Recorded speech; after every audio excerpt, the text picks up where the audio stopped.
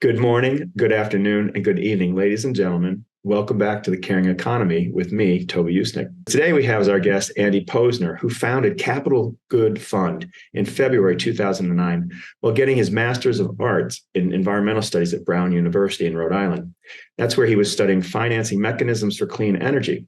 While there, after reading The Banker to the Poor by Dr. Muhammad Yunus, the quote-unquote father of microfinance and 2006 Nobel Prize winner, he quickly realized that equitable financial services could unlock the potential of the poor just as they could do the same for clean energy technologies.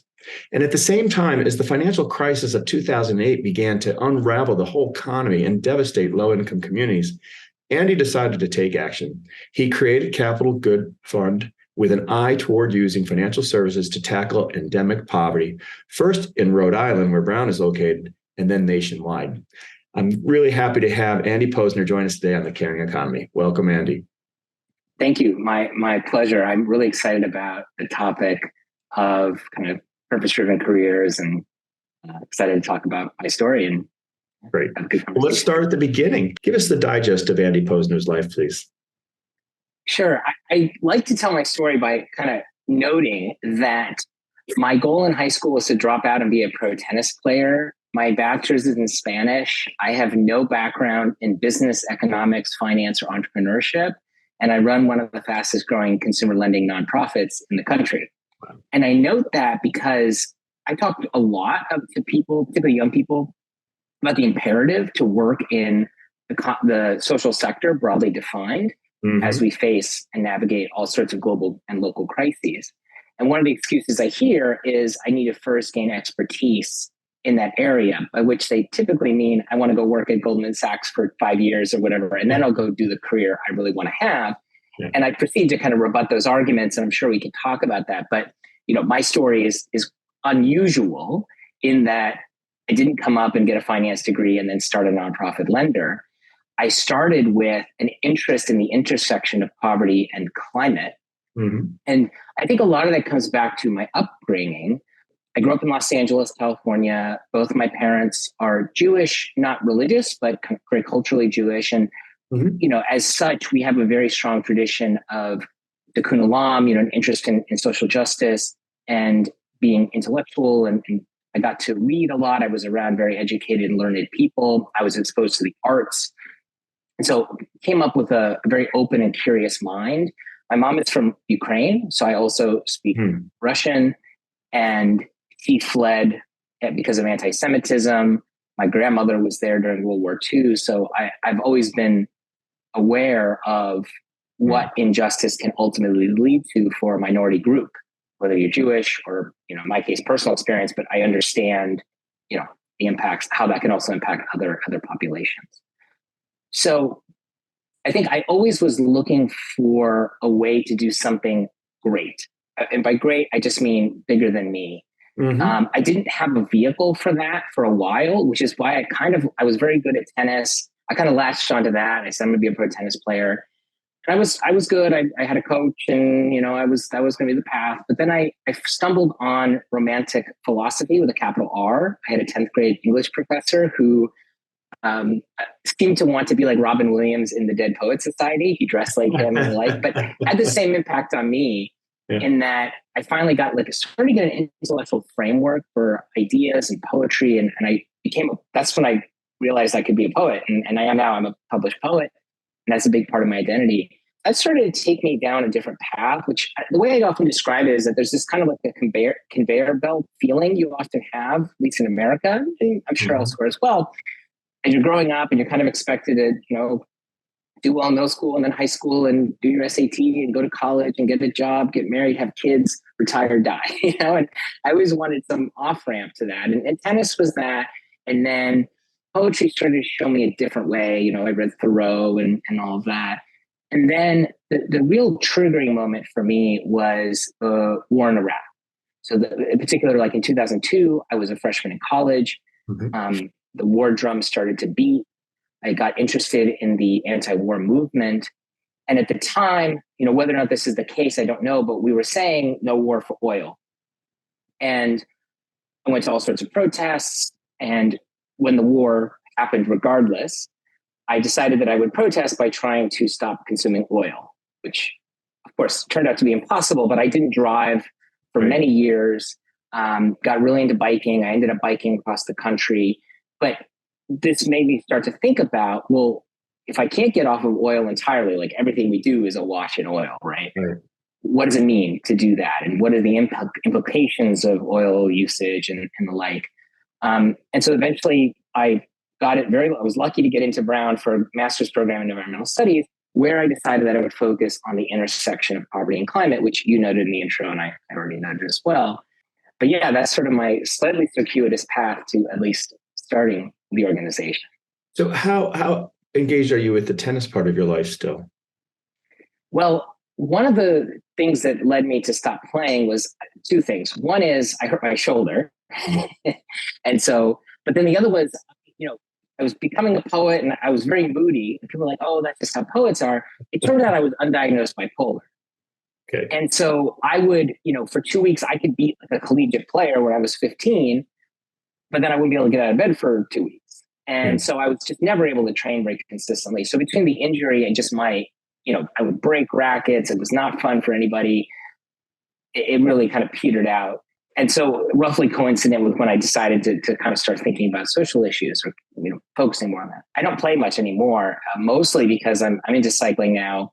I have a tattoo of a bike right there. So I love cycling. Bikes represent a lot for me in terms of the beauty of technology and efficiency and the like. I used to do triathlons, and I love the biking, swimming part of it in particular, and then marathons as well. But you get a certain point where I'm just happy to walk each day now. I know. I also sprained my right ankle probably 15 times, and that also didn't bode well for a tennis career. So, yeah. Well, Andy, thank you for sharing the bipolar diagnosis. I've actually been more conversant in it now over the past decade than ever before, because so many friends and colleagues have been dealing with it. And I feel that stigma is always a challenge. So I'm grateful that you can share that with us. And I won't dwell on it, but I would like to know, just for our listeners out here who might want to know more about how you and your family dealt with it, how did you deal with it? Was it, did you find the support you needed? Do you have the support you need now? How does one find that kind of support as you did? Yeah, and I don't ascribe any stigma to it. So I'm always happy to speak about it. It was interesting because until after I started Capital Good Fund, my bipolar was more characterized by depression than mania, although I would say that many of the ideas that I had, both and also, there's something about the mania that kind of frees you from that like conveyor belt. Like it kind of, yes, many people feel tied down to the earth, and it kind of allows you to think more creatively. I mean, granted, the come down from that can be painful, but it allows you to make connections. But anyways, as I got into my early 20s and the mid 20s, I was having a lot more kind of severe ups and severe downs. And what really brought me to get treatment. I mean, I had like a little bit I saw some therapists for depression and I took some antidepressants, but it turns out if you're bipolar and you take antidepressants, all that's going to do is send you up. Yes. Yeah. And in 2010, I went through a difficult breakup. And then for the next 10 months, I went into a manic period. I was working like 12 hours a day, wasn't getting tired. And then all of a sudden it petered out and I entered a depression that was very, very difficult to get out of. And that's when we started experimenting with different medications. And I was fortunate. I mean, I didn't grow up wealthy, but never had to worry about money. I had access. I could pay for therapy, which insurance did not cover. Mm-hmm. So I was able to see a therapist and have a psychologist who could prescribe medication. So I was doing both psychotherapy and medication. It turned out in my case that it was really a chemical issue. Once I got the right medication, it was very under control. The worst year was the year during which we were experimenting with, first we started with lithium and I was nauseated and then this, that, and the other. But I think for like 10 years now, other than some minor adjustments to my medication kind of cocktail, it's been very steady state. I wonder if there's a general resource that you recommend to people, or just Google it if you want to know more. I would be very careful about the sources you read if you're Googling about mental health issues. Mm-hmm. I mean, my advice would be to get a professional who can provide care. Because I think the first question is, these things are difficult to separate out, but to what extent is it chemical versus, situational or experiential? Yeah. And of course, there's often a mix. But for me, like really, it was basically the chemistry of my brain that needed to be adjusted. Okay. Because I just, unless somebody talks to you and really teases out your specific situation, it's hard. Now, the reason I'm a little reticent to give that advice is that it's expensive and hard to do. But what I would say is that, I was not suicidal, but I could definitely see how there would be, I don't know how much longer I could have put up with that, the severity of ups and downs, So maybe start with the family physician as a. Yes. In fact, 100%. My primary care doctor was excellent. She put me in touch with a therapist who then put me in touch with a psychologist. I think what I would say is that, if you're deciding between going on a vacation and paying for psychiatric care, if you're struggling to that extent, the investment in your psychiatric care is worth it because it's going to unlock the rest of your life. And these are treatable issues. And the stigma piece, I think one needs to get over that. It's no more embarrassing than having an issue with your pancreas. I know it's wrapped up in emotion and that sort of thing, but well, thank you for sharing that. I think it's helpful. Of course. Yeah. So let's jump to your creating Capital Good Fund. Tell us a little bit about the environment that you created that was going on in the world that led to your catalyzing it, and then tell us about it. Yeah, the first thing I'll say is that I was at Brown, which of course is a wonderful university, but any university has wonderful people and resources. And the first thing I tell people, if you're in school, high school, undergrad, grad, doesn't matter. Take advantage of that. You have time. You have students who can work with you on projects. You can talk to teachers. And if you pick up the phone and you're a college student, I remember I talked to the president of a local bank because I didn't understand banking. And so I wanted to do that. So take advantage of that. That was crucial. The context for this was I started grad school in 2007. I knew I wanted to act at the intersection of poverty and climate. So in other words, I didn't want to just save trees for the sake of saving trees, but I knew that you could tackle poverty, you can improve a life, but if you don't deal with, say, climate change, everyone's life is going to be negative impacted. So I wanted to do both. That was my framework. And that's my nugget of wisdom. That's probably the biggest thing I've learned is you have to create for yourself a rubric for what it is that you want to work on and benchmark any opportunity against that. I did not know it would be starting a lender. But when the financial system collapsed in 2008, I was, as you noted in the intro, at the time studying clean energy financing mechanisms, like something called property assessed clean energy financing. So I was really interested in how you could design a financial instrument that unlocked the potential of energy efficiency or solar energy. When Lehman Brothers went under, I had no understanding of what the connection was between that and a low-income immigrant being foreclosed on or a single mother losing her job. So I said, let me research it. And this is where being a college student helped. There were all these resources, but you don't need to be. There's all these scholarly books and podcasts and blogs and articles, etc. And that's when I started learning about redlining and predatory lending and other types of discriminatory practices in the financial system. And I realized, okay, the financial system can be a tool of uplift, like in It's a Wonderful Life, or it can be a tool of oppression, whether it's, pay lenders in Rhode Island charging 260% APR, or Washington Trust Bank just today, as we went to record this, settled with the state of Rhode Island for $9 million for redlining, meaning not lending in certain communities from like 2016 to 2020 or something like that. This is still happening. Yeah. So when I realized that, I said, okay, I'm starting to see financial services as this sort of hub around which good can happen. And when I looked around, I saw there was really a dearth of entities providing financial services for underserved families to help them avoid a downward spiral or to enable them to move up the economic ladder, and also to benefit from emerging energy efficiency and clean energy technologies. So how does I actually turned that into my master's thesis, which then became the organization. And how does one unlock that kind of capital for those who are more disadvantaged? So, it's difficult because in a sense, I started a bank, although to be clear, we're a nonprofit loan fund. We are not a depository institution. Mhm. As I was doing my research, and I can't emphasize this enough, while I started out by saying that I didn't have expertise in this area, all that meant was I wasn't biased against it. You know, a banker knew, quote unquote, that this wouldn't work. I didn't know any better. But naivete is not the answer. Naivete is kind of the starting point, but then I became an expert. And I'm really trying to emphasize that. I became an expert in these issues. And one of the things I came across was something called the Community Development Financial Institutions, or CDFI fund at US Treasury. It was actually, interestingly, a program started by President Clinton, because when he was governor of Arkansas, he heard about Muhammad Yunus in Bangladesh, who's, as you noted in the intro, the father of microfinance, brought a program like his to Arkansas, and then created this program at US Treasury. And it's a certification to, it could be a bank, credit union, or nonprofit loan fund.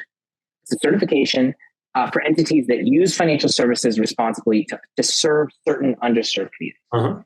So I said, okay, my goal is to start a nonprofit that can get certified as a CDFI, which we achieved that certification in 2011, and we still have it. And there are about 1,000 CDFIs around the country, but that was really helpful because it gave me at least some template to do that. But, you know, I mean, there were all sorts of challenges. We had to create our whole technology infrastructure.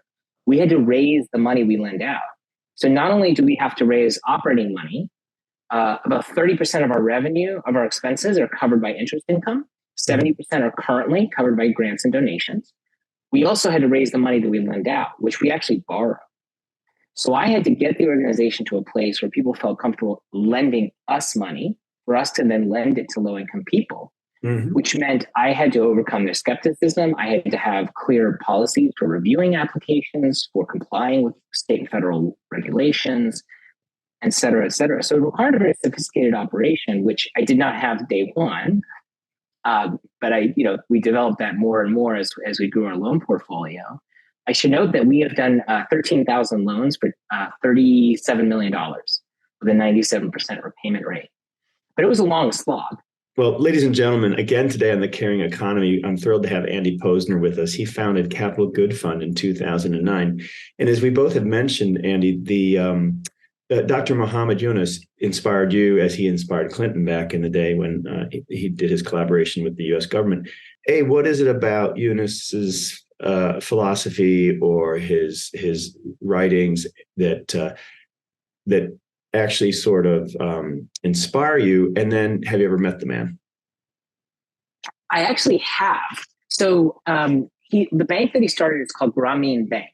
And it's in Bangladesh, and it's still around today. And in 2010, I took a trip out there for 3 weeks. They have a training institute. And I got to take a photo and shake his hand and talk to him for a little bit in their headquarters building in Dhaka, the capital. What it is about his writing that inspired me was that he had this idea and still has of what's called a social business. So it's a business, it can be for-profit or nonprofit, doesn't matter. But the idea is that it covers its operating costs through its operations. And that is our goal. We want to get to a place where all of our expenses are covered by interest and fees that we earn from our portfolio. But crucially, they don't have a profit. Anything beyond covering their costs is reinvested into serving poor families. And I really love that idea. I take a lot of issue with this whole idea of do well and do good. I think both philosophically and mathematically, it is bullshit.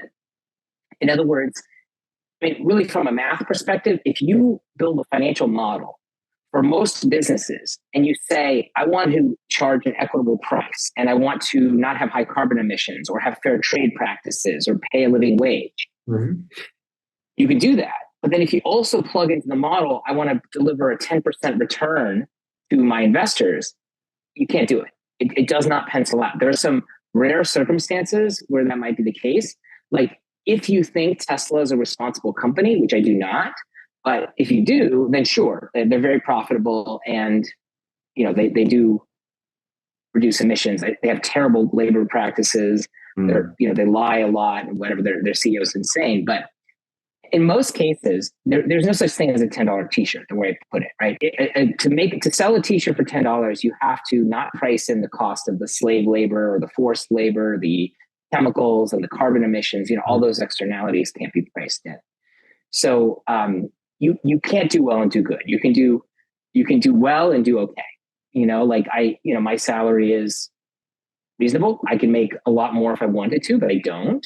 Mm-hmm. I'm comfortable. I don't worry about money personally. If we had investors who were expecting us to go public and earn 1,000x on their money, like they do investing at Google, that would be utterly incompatible with the social mission. And that was the thing that he woke me up to when I first read his book, Bankers to the Poor. And he had a subsequent book, the name of which I'm forgetting, but it was about social business.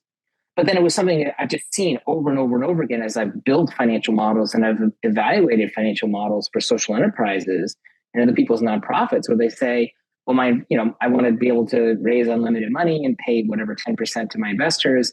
And I'm looking at their model and saying, well, yeah, but the way you're doing that is you're charging 200% interest, or you're not paying your workers well, or you're relying on high emissions inputs, whatever it may be. How does it compare to a B Corp? Concept in B Corp is more of a legal structure. That's the only difference. I think philosophically, they're pretty simple. The thing for me about being a nonprofit, aside from being able to raise grants, is that because we don't have any owners, there's nobody that can force us to make a decision that's contradictory with our mission. And I get very wary the moment you issue equity, because if somebody else owns a majority stake in your business, when push comes to shove, they can force you to make a decision that prioritizes profit over people or planet. A B Corp does a lot to protect that. But I guess I would just say to any entrepreneur, if you're taking equity investments, to be very careful about their voting rights, to make sure they're aligned with you. Can you share an example or two of how the fund has made the difference in someone's life or an organization's life? That it can be as generic as possible, but we'd like to see what success looks like for you in the fund. Yeah, absolutely. So I should say, just backing up, our mission is to create pathways out of poverty and advance the green economy through inclusive financial services. One thing I'll say for people that want to start or even work at a social enterprise, if they can't tell you what their mission statement is in one sentence, that's a red flag. So you want to have, what's your mission and what's your approach for tackling that mission? And it can't be too broad because you can't solve everything with one entity. And the way that we achieve that mission is we do loans and leases for low-income families for 3 categories of things: energy efficiency and solar energy for low to moderate income homeowners, covering the cost of immigration expenses, such as deportation defense, getting a green card, applying for citizenship, and then a general small dollar bucket for things like rent, utilities, car repair, security deposit, and the like. We have countless examples of people who were under a deportation order, had a clear pathway to contesting that and winning. But in America, he or she who has the best lawyer typically wins. And low-income immigrants are not typically able to access high-quality representation. Yeah. So when they face a deportation order, typically what that means is they go in the shadows. And that means they lose all legal protection. They're exploited, they're underpaid, they don't have access to benefits, et cetera. They can't participate in the civic life of our economy. They can't formalize their businesses. So we have countless examples of people who were under a deportation order who were, for example, if you're a victim of domestic violence and you're an immigrant, there's the Violence Against Women's Act. There are pathways of citizenship. So our loan enabled them to not only avoid deportation, but to get a green card, to start a business, to buy a home, to become a citizen, to become active in their community, on their school board, to vote, to advocate, to become activists. We have a lot of stories like that. We have a lot of stories of single mother who, say during the pandemic, gets a pink slip and she gets an eviction notice, and absent our loan would either end up homeless or taking out a high interest loan that would drain her wallet, hurt her credit, result in bankruptcy. And so what we see is that our average client's FICO score goes up 75 points. The borrower saves anywhere from $500 to $5,000 in interest and fees, depending on what kind of product they're taking out.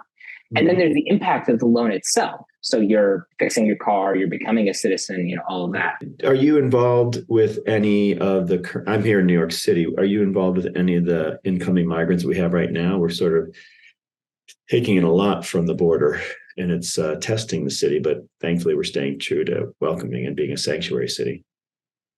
Yeah, I'm aware of that issue. The challenge for us is that we don't lend in New York. And the reason is that we're regulated state by state.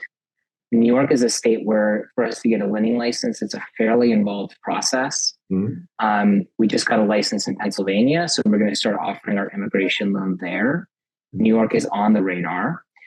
Now, what I will say though is that so we're the national preferred loan partner to the American Immigration Lawyers Association, or AILA. Cool. And so what we can do is, let's say there's an immigrant, a new arrival in New York that has a path to a green card or some sort of humanitarian assistance, asylum, what have you. If they're in New York, we can't make a loan to them. But if they have a friend or family member that lives in one of the 10 states that we lend in, they can take out the loan on their behalf. I don't know to what extent that's happening yet, to be honest. Yeah. We are doing a lot in Texas, for example, where they're also having a lot of folks coming across the border. Yeah. But it is a big challenge. So how many states are you in currently?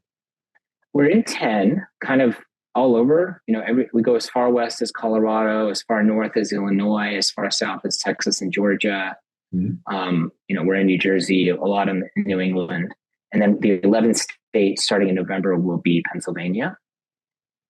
And international is not a part of your remit now, but could you envision a day where it would be, or are there satisfactory groups already out there serving a similar audience? It is not part of our plans yet. Maybe before the Inflation Reduction Act, I would have said that was in the cards. But because of the Inflation Reduction Act, we're going to be doing billions of dollars of clean energy lending and leasing to benefit communities. And I'm so excited about that opportunity that I think that'll keep us plenty busy for the next decade. Can you say more about that as a business person? Because I don't think we've all processed necessarily where the rubber meets the road with this, no pun intended, that, there is incredible opportunity, not just for the communities that'll be enhanced, but the businesses, the workers who will help execute. Yeah. I mean, I hope people realize or take the time to realize how much the Biden administration accomplished in the 2 years where they had unitary control of government. There was the bipartisan infrastructure law, there was the CHIPS Act to support computer chip manufacturing, and then the Inflation Reduction Act. The Inflation Reduction Act is primarily a series of extremely attractive tax credits to incent expanded clean energy and energy efficiency work. The administration has what they call their Justice 40 focus. So 40% of expenditures have to benefit certain communities, typically Black, Brown, immigrant, disproportionately impacted by fossil fuels or pollution or climate change. So for example, in our case, I'll give a very specific example. In fact, the day before we're recording this, we launched our solar leasing program, which was made possible by the Inflation Reduction Act. One of the challenges is that much of what America does is use the tax code to benefit, to create programs, whether that's incentivizing clean energy or schools or affordable housing development. It's complicated and it creates barriers. So for example, there's a 30% tax credit if you put solar on your home. The problem is if you're low income and you don't owe any or much federal tax, then you can't claim the credit. It doesn't do you any good. And that makes it very difficult for the economics of clean energy, for like residential solar to work for low to moderate income families. However, the bill did make the tax credit what's called refundable to nonprofits. So what does that mean? It means that if a nonprofit owns a solar system or battery storage or wind or other types of energy, clean energy, it can get the tax credit from the IRS via a rebate check. So we launched a solar leasing program because it allows us to unlock that benefit and pass the savings on to the homeowner. So under our program, it's piloting in Georgia. We're going to install solar on 200 low-income homes. We own the solar system. We monetize the tax credit. We raise the capital to purchase the system. We operate the equipment, but the homeowner realizes the savings. Very cool. Very cool. Yeah. So I'm a big believer in, as we go into this election cycle, in bridging leadership and finding ways to get both sides to calm down a bit, come together, find common ground. I wonder what you say to those who want to say you're woke versus those who want to say you're progressive. How do you navigate that in your capacity building each day? I'm unabashedly, progressive. I recognize the need to build bridges. However, I think it's unavoidable to acknowledge that there's a significant portion of the electorate that is just irrational and not operating in good faith. The most important thing I can say about doing good is that absent public policy, you cannot do it. It's just impossible. You cannot private sector your way out of whatever social problem, climate change, poverty, whatever. As an example, you might look to Elon Musk and say, oh, well, look at him. He's an entrepreneur. He completely changed the marketplace. And now we have electric vehicles everywhere. Yes, except were it not for the electric vehicle tax credit, were it not for a loan from the Department of Energy's Loan Programs Office, his business would have gone under multiple times. Yeah, Utterly impossible without policy. No one starts these things by themselves. Elizabeth Warren has a great quote about that. So public policy is imperative, but so is power. You cannot do anything with power. And I think people on the left are very uncomfortable with power. There's a great organizer named Saul Alinsky who talks a lot about this. And sometimes power means consensus building. Sometimes power means just grabbing power. And I mean, granted, it can be a dangerous thing if, like, on the right now, they just want power. There's no policy and there's no interest in democracy. But again, if you look, like, for example, the state of Minnesota now, they have a trifecta. They have the governorship, the House, and the Senate. And they're just passing good piece of policy after good piece of policy after good piece of policy. And that's what has to happen. And, the Inflation Reduction Act was rammed down the throats of Republicans. Not a single one of them voted for it. But it is good public policy that was informed by a lot of conversations with stakeholders. Yeah. So I don't know. Part of me wants to just say there's a lot of people who can just go pound sand and I don't have time for them. Yeah, you have to conserve and do what you can with where you have the potential for greater impact. It's also interesting, I think, in this day and age, to see how much the action is really happening at the local level, the city and the state level. We can't just look to Washington to be the big silver bullet or bromide. 100%. I mean, some of the scariest things are happening at school boards. There's Moms for Liberty, which, I mean, right. They're some of them are promoting Nazi propaganda, literally, in book bans. I mean, I'm not even exaggerating with that. And as a Jew, it's very concerning. But, you have to be involved on the school board, on the city council level, the Public Utilities Commission. Yeah, if you think by voting every 4 years for president, you are fulfilling your duties as a citizen, particularly one who wants to do good, you are fooling yourself.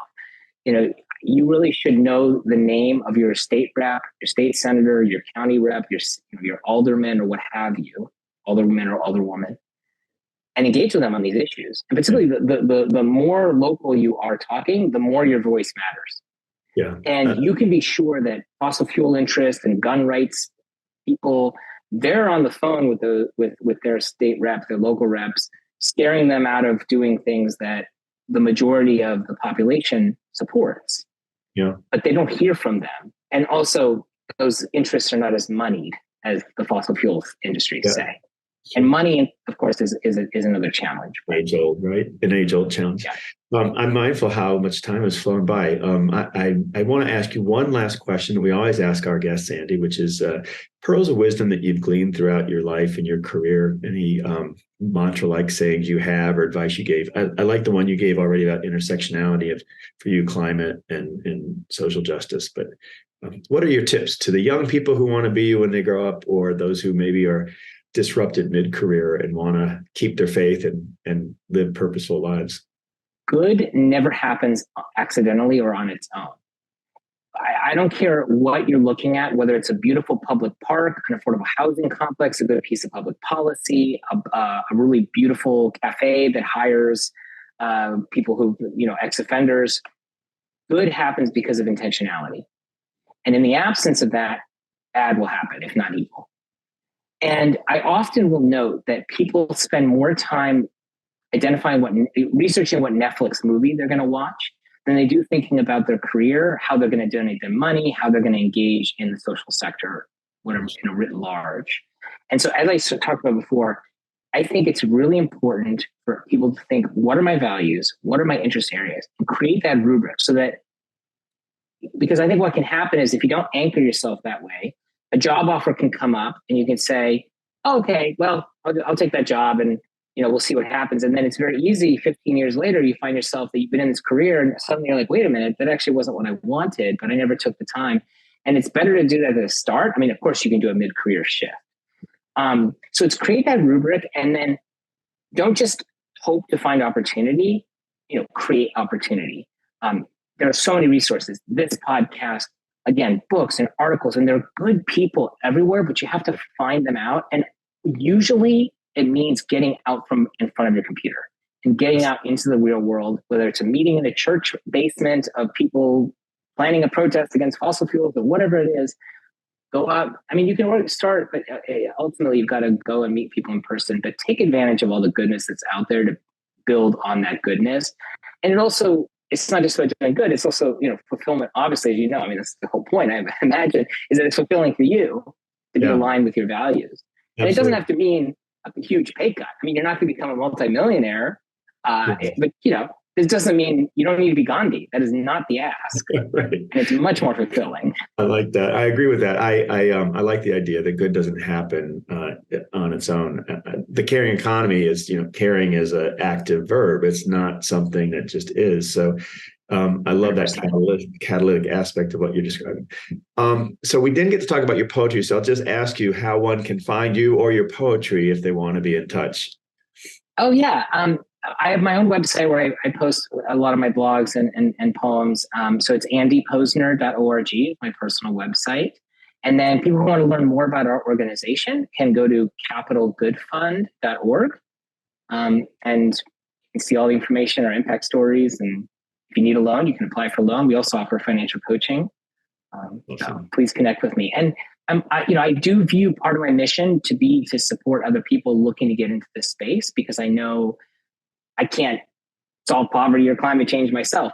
Yep. We need more people to do it. And so I'm always happy to serve as a resource, to get on the phone with somebody, give them feedback, recommendations, what have you. So feel free to reach out to me. Thank you for that generous offer. And I'm sure people we will include it. Ladies and gentlemen, I want to thank our guest today, Andy Posner, he's been a delightful guest, poet, cyclist, but most importantly for us, he's the founder of Capital Good Fund and doing amazing work for the disenfranchised people across the U.S. Andy, good luck to you and come back. Thank you. It was a pleasure.